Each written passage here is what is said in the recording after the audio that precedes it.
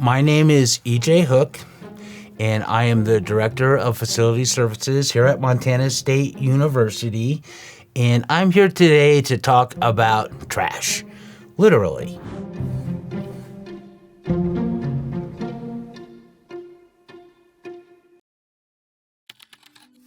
Food waste and the way that we compost it now is actually driven by a data point that we acquired when we actually started weighing the dumpsters every time we picked them up. We noticed when we were at our dining halls like Miller and Rendezvous and things like that, boy, these things weigh an awful lot. I wonder why that is. We figured we were throwing away around 500,000 pounds of food per year.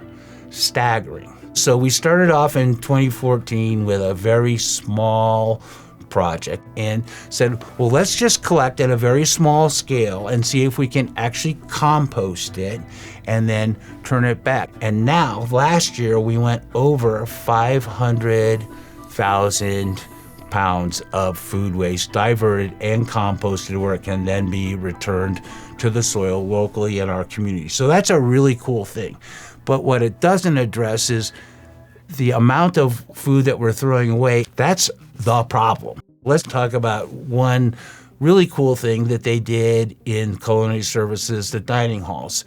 You're probably familiar with the way that they display their stuff. There are these giant tubs of food with giant spatulas and spoons to put it on your plate. As a hungry person, you walk in there and you go, there is a lot of food here, and I can take one scoop, and that's a lot of food, but there's so much, I think I'll take a second scoop. So what they did there was they actually took those large trays and put half size, and they took the serving utensil and made that a little bit smaller too. So just the perception of how much food was available meant that less was used and that we generated a little bit less waste. We got around 25% reduction in food waste just by changing the way we show it and we serve it. If you did take too much, which we're all guilty of, you can put it into another bin at the dish rack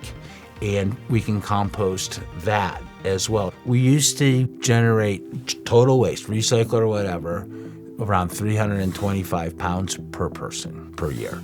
And now we're down around 295. Just waste in general needs to be lower. So our new goal is zero waste by the year 2035. That's only 12 years.